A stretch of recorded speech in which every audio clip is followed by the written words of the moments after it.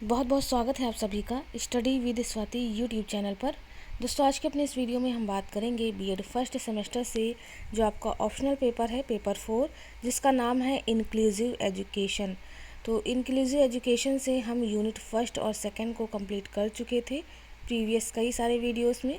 यहाँ पर हम यूनिट 3 के टॉपिक जो है विशेष आवश्यकता वाले बालक, तो इसको हम शुरू कर रहे हैं। यूनिट 3 में हम टॉपिक वाइज चीज़ों को ले रहे हैं। इससे पहले भी हम यूनिट फर्स्ट और सेकंड में टॉपिक वाइज चीज़ों को ले चुके थे।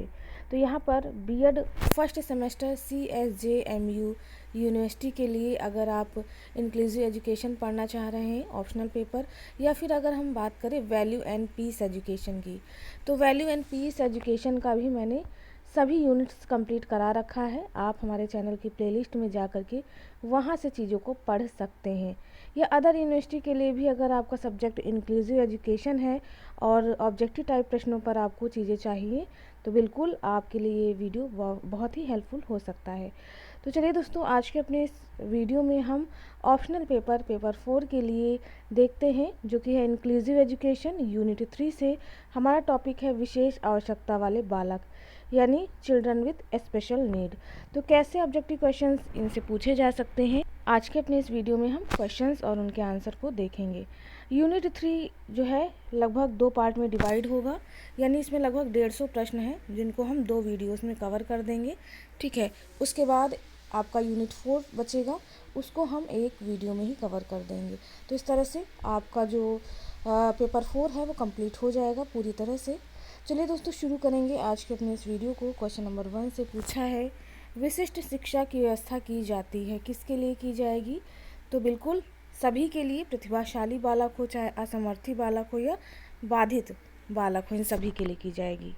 नेक्स्ट क्वेश्चन 2 है कि शिक्षा के मुख्य आधार होते हैं। कौन कौन से शिक्षा के मुख्य आधार होंगे? तो दार्शनिक आधार, मनोवैज्ञानिक आधार, सामाजिक आधार, ये सभी होंगे। क्वेश्चन नंबर 3 देख लेते हैं। 3 पूछा है कि अपनी देखभाल के प्रशिक्षण की आवश्यकता किस बच्चे को होती है? तो 3 का करेक्ट आंसर भी हो जाएगा मानसिक मंद बच्चों को।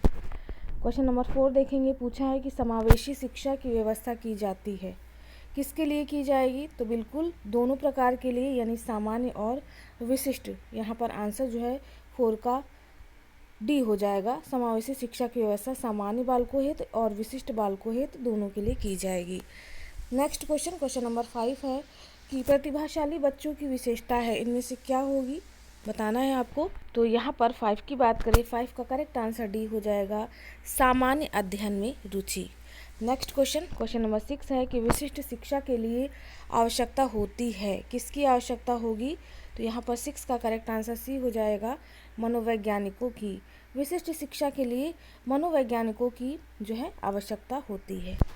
नेक्स्ट क्वेश्चन 7 है कि स्वामित्व अधिगम का प्रत्यय दिया, किसने दिया है? तो 7 का करेक्ट आंसर डी हो जाएगा, इनमें से किसी ने भी स्वामित्व अधिगम का प्रत्यय नहीं दिया है। नेक्स्ट क्वेश्चन देखेंगे। क्वेश्चन नंबर 8 पूछा है, जन्मजात योग्यताओं की तुलना में कम शैक्षिक उपलब्धि होती है, किसकी होती है? तो 8 का करेक्ट आंसर सी हो जाएगी कि जन्मजात योग्यताओं की तुलना में कम शैक्षिक उपलब्धि पिछड़े बच्चों की होगी। यहाँ पर हाँ ठीक है, अलग अलग होगा, पिछड़े बच्चों की ही लगाइएगा। क्वेश्चन नंबर 9 है कि बाल अपराध उपचार की मनोवैज्ञानिक विधि नहीं है, इनमें से कौन सी नहीं है? तो प्रवीक्षण जो है वह बाल अपराध उपचार की मनोवैज्ञानिक विधि नहीं है। नेक्स्ट क्वेश्चन देखेंगे। क्वेश्चन नंबर 10 पूछा है कि समस्यात्मक बच्चा है, इनमें से कौन सा होगा? तो 10 का करेक्ट आंसर डी हो जाएगा, ये सभी, यानी चोरी करने वाला, माता पिता का कहना ना मानने वाला और झूठ बोलने वाला। क्वेश्चन नंबर 11 देख लेते हैं। क्वेश्चन नंबर 11 पूछा है कि विशिष्ट आवश्यकता वाले बच्चों को कहा जा सकता है, इनमें से क्या कहा जाएगा? तो ये अपवादी बच्चे होते हैं। विशिष्ट आवश्यकता वाले बच्चे, ठीक है, अपवादी बच्चे प्रकार के हो सकते हैं। नेक्स्ट क्वेश्चन नंबर 12 है कि पिछड़ेपन का कारण हो सकता है, इनमें से क्या होगा? पिछड़ेपन का कारण। तो देखिए यहाँ पर आपके ऑप्शन सभी दिए हैं, यानी करेक्ट आंसर यहाँ पर डी हो जाएगा, वातावरण, मानसिक और शारीरिक। नेक्स्ट क्वेश्चन नंबर 13 है कि अलग विद्यालय की स्थापना उपयोगी है, किसके लिए उपयोगी है? तो 13 का करेक्ट आंसर सी हो जाएगा, पिछड़े बच्चों के लिए अलग विद्यालय की स्थापना उपयोगी है। नेक्स्ट क्वेश्चन नंबर 14 देखेंगे। क्वेश्चन नंबर 14 पूछा है कि वंचित बच्चों का निम्न में से कौन सा प्रकार है, इनमें से आपको बताना है। तो 14 का करेक्ट आंसर डी हो जाएगा। ये सभी प्रकार वंचित बालकों से हैं, यानी सामाजिक रूप से, शैक्षिक रूप से और आर्थिक रूप से वंचित बच्चे या बालक। क्वेश्चन नंबर 15 है कि प्रतिभाशाली बच्चों की पहचान की जा सकती है, कैसे करेंगे। तो 15 का करेक्ट आंसर डी हो जाएगा। ये सभी यानी विस्तृत शब्द ज्ञान के द्वारा, बुद्धि परीक्षण के द्वारा और उपलब्धि परीक्षण के द्वारा। क्वेश्चन नंबर 16 पूछा है कि बच्चों में चोरी करने की आदत को दूर किया जा सकता है, कैसे आप दूर करेंगे चोरी की आदत को। तो 16 का करेक्ट आंसर बी हो जाएगा, उदाहरण दे करके। नेक्स्ट क्वेश्चन नंबर 17 है कि संवेगात्मक विशिष्ट बच्चा है, इनमें से कौन सा संवेगात्मक विशिष्ट बच्चा है। तो ये हो जाएगा बाल अपराधी। करेक्ट आंसर डी हो जाएगा। 18 है कि पिछड़ा बच्चा वह है जो अपनी आयु स्तर की कक्षा से निचली कक्षा को इसको देखेंगे पूरा कार्य करने में असमर्थ है। तो यहाँ पर स्टेटमेंट पूछ लिया है 18 का कि किसका स्टेटमेंट है। तो करेक्ट आंसर 18 का सी हो जाएगा। ये स्टेटमेंट बर्ट महोदय का है। नेक्स्ट क्वेश्चन 19 देखेंगे। क्वेश्चन नंबर 19 है कि ड्रग्स लेने वाले बच्चों की पहचान है, इनमें से क्या होगी। तो 19 का करेक्ट आंसर डी हो जाएगा। ये सभी यानी कर्तव्य विमुखता, अकेले में रहने की आदत और आंखों के नीचे काले दाग होना। क्वेश्चन नंबर 20 है कि अनुसूचित जाति के निम्न वर्गीय ग्रामीण परिवार में जन्मा बच्चा होता है, कैसा होता है। तो यहाँ पर 20 की बात करें, 20 का जो करेक्ट आंसर है वह डी हो जाएगा। इन सभी रूपों में, जैसे शैक्षिक रूप से वंचित, आर्थिक और सामाजिक। नेक्स्ट क्वेश्चन 21 है कि श्रवण बाधित के वर्ग होते हैं, कौन कौन से होंगे। तो 21 का करेक्ट आंसर डी हो जाएगा, उपरोक्त सभी। क्वेश्चन नंबर 22 है कि श्रवण दोष से ग्रसित बच्चे में दोष हो सकता है। श्रवण मतलब जो सुनने वाला दोष होता है, इससे ग्रसित बच्चा कौन सा कहलाएगा। तो 22 का करेक्ट आंसर यहाँ पर देख लेते हैं। कान से बाहर, कान के अंदर और कान के मध्य, ये तीनों जगह देखने को मिल सकता है, यानी उपर्युक्त तीनों। नेक्स्ट क्वेश्चन नंबर 23 देख लेते हैं। क्वेश्चन नंबर 23 है कि श्रवण बाधितों के वर्गीकरण का आधार होता है, क्या होता है। तो यहाँ पर 23 का करेक्ट आंसर भी हो जाएगा, डेसिबल अंक, यानी 90 डेसिबल की जो ध्वनि होती है वह हमारे कानों के लिए उपयुक्त मानी जाती है। क्वेश्चन नंबर 24 है कि पूर्ण श्रवण बाधित बालक में कितने डेसिबल तक की श्रवण बाधिता होती है। अब यहाँ पर पूछ लिया क्वेश्चन, तो 24 की बात करें, करेक्ट आंसर भी हो जाएगा 90 डेसिबल। क्वेश्चन नंबर 25 है कि गंभीर श्रवण बाधित बालकों में कितने डीबी तक की श्रवण बाधिता होती है, यानी डेसिबल तक की श्रवण बाधिता होती है। तो 25 का करेक्ट आंसर ए हो जाएगा, 70 से 89 डेसिबल तक। क्वेश्चन नंबर 26 है कि वाणी बाधित बालकों का संबंध होता है, किससे होता है। तो यह होता है उपरोक्त सभी से, यानी भाषा बाधिता, श्रवण बाधिता और अधिगम असमर्थी। नेक्स्ट क्वेश्चन नंबर 27 है कि गंभीर दृष्टि बाधित बालकों की दृष्टि क्षमता होती है, कितनी होती है। तो 27 का करेक्ट आंसर यहाँ पर डी हो जाएगा, 2/20 होती है। नेक्स्ट क्वेश्चन देखेंगे। क्वेश्चन नंबर 28 पूछा है कि दृष्टि बाधिता का मुख्य कारण है, इनमें से क्या होगा। तो 28 का करेक्ट आंसर सी हो जाएगा, दोनों, यानी वातावरण और वंशानुक्रम। नेक्स्ट 29 है कि दृष्टि बाधितों के लिए लिपि है, कौन सी लिपि दृष्टि बाधितों के लिए है। तो बिल्कुल सही है, 29 का जो करेक्ट आंसर है वह है ब्रेल लिपि। 4 जनवरी को हम ब्रेल लिपि या ब्रेल दिवस भी मनाते हैं, ठीक है। और लुइस ब्रेल जो हैं इसके प्रतिपादक हैं। क्वेश्चन नंबर 30 है कि वाक दोष यानी वाणी दोष के प्रकार कितने हैं। तो 30 की बात करें, 30 का करेक्ट आंसर सी हो जाएगा, 6 प्रकार के वाक दोष या वाणी दोष देखने को मिलते हैं। क्वेश्चन नंबर 31 है कि हकलाने के कारण हैं। तो बिल्कुल वंशानुक्रम और वातावरण ये दोनों ही होंगे हकलाने के कारण। नेक्स्ट 32 है कि भाषा का कौशल होता है, भाषा का कौशल कौन सा होगा, इनमें से आपको बताना है। तो बिल्कुल सही है, यहाँ पर भाषा का कौशल जो है ये सभी हो जाएंगे, यानी सुबोपाली करके होता है, सुनना, बोलना, पढ़ना और लिखना। अगर लाइन से हम बात करें, सुनना, बोलना, पढ़ना और लिखना, ये सभी हो जाएंगे भाषा के कौशलों के अंतर्गत। क्वेश्चन नंबर 33 है कि निर्देशन से संबंधित पुस्तक इंट्रोडक्शन टू गाइडेंस का लेखक कौन है। तो 33 का करेक्ट आंसर जो है वह सी हो जाएगा, लेस्टर डी क्रो है। नेक्स्ट क्वेश्चन 34 देखेंगे। क्वेश्चन नंबर 34 पूछा है कि शिक्षाविदों के अनुसार निर्देशन किसकी भिन्नता दर्शाती है। तो 34 का करेक्ट आंसर ए हो जाएगी, व्यक्ति की। 35 है कि निर्देशन को पूर्ण प्रक्रिया किस विचारक ने माना है। तो 35 का करेक्ट आंसर डी हो जाएगा, ट्रैक्सलर ने माना है निर्देशन को पूर्ण प्रक्रिया। नेक्स्ट क्वेश्चन देखेंगे 36। तो 36 पूछा है कि व्यक्ति को निर्देशन में योग्यता अनुसार किस अवसर की जानकारी दी जाती है। तो 36 की बात करें, 36 का करेक्ट आंसर सी हो जाएगा, दोनों, यानी शैक्षिक और व्यावसायिक। क्वेश्चन नंबर 37 है कि निर्देशन का प्रकार नहीं है। इनमें से कौन सा निर्देशन का प्रकार नहीं है। तो लिखित निर्देशन निर्देशन का प्रकार नहीं है, जबकि शैक्षिक निर्देशन, व्यक्तिगत निर्देशन और व्यावसायिक निर्देशन ये होता है गाइडेंस के टाइप्स। नेक्स्ट क्वेश्चन है 38। पूछा है शिक्षण की तरह निर्देशन विकास की एक प्रक्रिया मानी जाती है जो निम्नलिखित में से किसको आगे बढ़ाती है। तो 38 का करेक्ट आंसर डी हो जाएगा, जीवन को।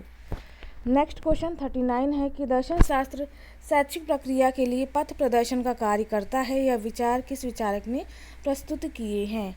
तो यह किया है बटलर महोदय ने। करेक्ट आंसर यहाँ पर 39 का सी हो जाएगा। नेक्स्ट क्वेश्चन नंबर 40 है कि निर्देशन के अंतर्गत किस प्रकार का प्रशिक्षण दिया जाता है। तो इसमें वस्तुनिष्ठ और व्यक्तिनिष्ठ ये दोनों ही प्रकार का जो है प्रशिक्षण दिया जाएगा। क्वेश्चन नंबर 41 है कि अच्छी निर्देशन सेवा होती है, कैसी होगी अच्छी निर्देशन सेवा। तो यह होगी बाल केंद्रित। नेक्स्ट क्वेश्चन 42 देखेंगे। क्वेश्चन नंबर 42 है कि निर्देशन की आधारभूत प्रक्रिया किस पर आधारित मानी जाती है। तो 42 का जो करेक्ट आंसर है वह हो जाएगा सी, दोनों पर, यानी मान्यताओं और अधिनियमों पर। क्वेश्चन नंबर 43 है कि निर्देशन की प्रक्रिया किस आधार पर संचालित होती है। तो यह होती है मनोवैज्ञानिक पर। करेक्ट आंसर बी हो जाएगा। 44 है कि निर्देशन में सहकारिता उत्पन्न करने के लिए छात्रों के अतिरिक्त किसको शामिल किया जाता है।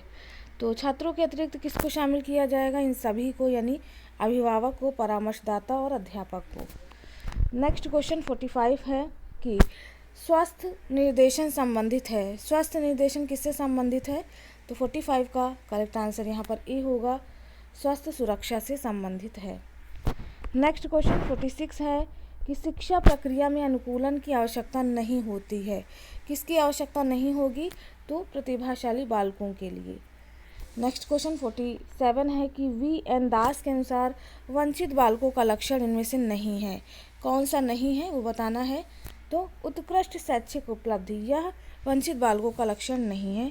बाकी सारे जो है वंचित बालकों के लक्षण के अंतर्गत आ जाएंगे। बाकी दो ऑप्शन और भी दिए हैं, देख सकते हैं आप। नेक्स्ट क्वेश्चन नंबर 8 है कि प्रतिभाशाली बालक हेतु शिक्षण विधि हैं। कौन कौन सी शिक्षण विधियां होती हैं अगर हम बात करें प्रतिभाशाली बालकों के लिए।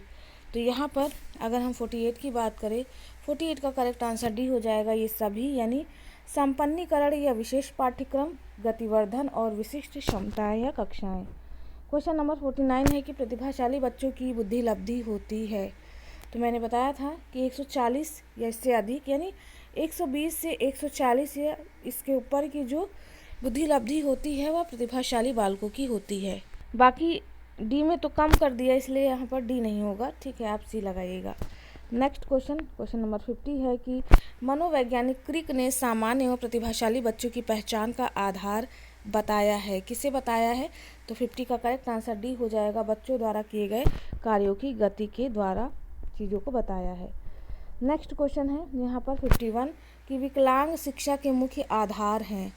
तो विकलांग शिक्षा के मुख्य आधार कौन कौन से होंगे। तो बिल्कुल सही है, सभी हो जाएंगे, शारीरिक, मानसिक और आवेगात्मक या संवेगात्मक। क्वेश्चन नंबर 52 है कि समस्यात्मक बच्चों की पहचान की जाती है। कैसे करेंगे समस्यात्मक बच्चों की पहचान। तो बिल्कुल सही है, उपरोक्त सभी के द्वारा, यानी इंटरव्यू के द्वारा, निरीक्षण विधि का प्रयोग करके और मनोवैज्ञानिक परीक्षण द्वारा। क्वेश्चन नंबर 53 है कि वंचित होना निम्न स्तरीय जीवन दशा या अलगाव को पोषित करता है जो कि कुछ व्यक्तियों को उनके समाज की सांस्कृतिक उपलब्धियों में भाग लेने से रोक देता है। यह कथन किसका है। तो 53 का करेक्ट आंसर बी हो जाएगा, वॉलमैन का। नेक्स्ट क्वेश्चन नंबर 54 है कि निम्नलिखित में से कौन अस्थिबाधित बच्चों की विशेषता नहीं है।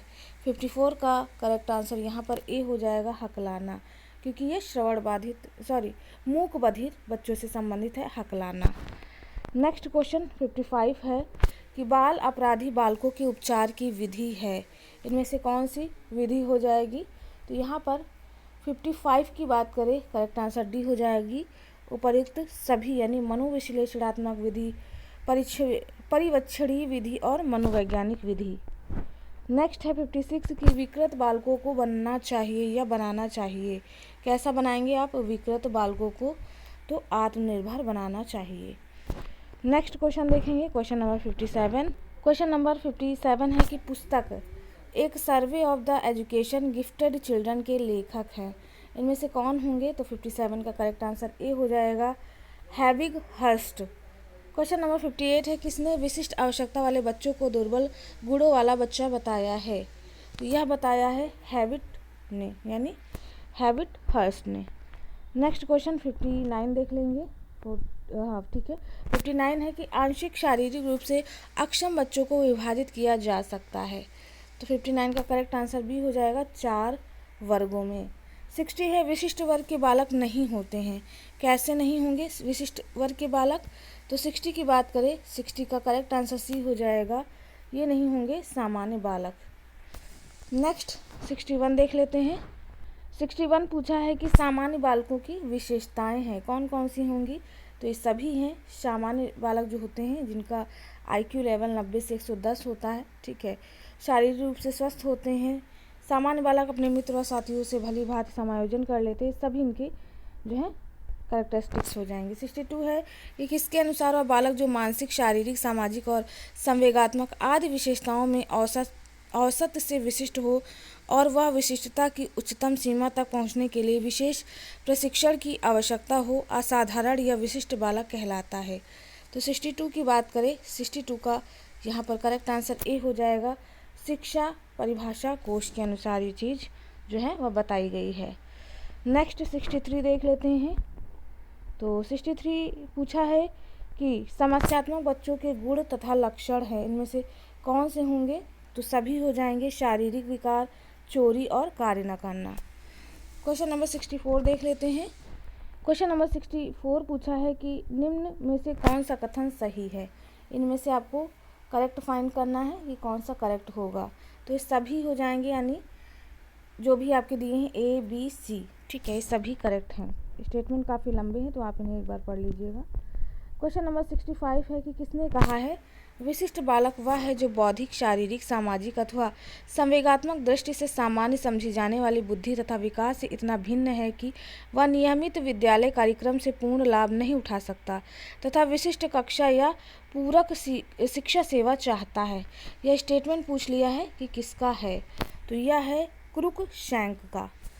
क्वेश्चन नंबर 66 है कि मंद बुद्धि बच्चा वह होता है जिसकी बुद्धि लब्धि है, कितनी होगी। तो ये होगी, यहाँ पर देखिए, मंद बुद्धि बच्चा वह होता है जिसकी बुद्धि लब्धि होती है, कितनी होगी ये पूछा है। वैसे तो जो मंद बुद्धि बालक होता है, यहाँ पर इनमें से तो कोई नहीं दी है, ठीक है, तो वह 70 से कम यहाँ पर कहा है, ये हो सकता है आंसर, लेकिन ये नहीं होगा क्योंकि इनकी बुद्धि लब्धि इससे भी कम होती है, 35 से कुछ कंसीडर की जाती है, मुझे अभी याद नहीं है, लेकिन इनमें से कोई नहीं होगी, ठीक है, आंसर आप डी ही लगाइएगा।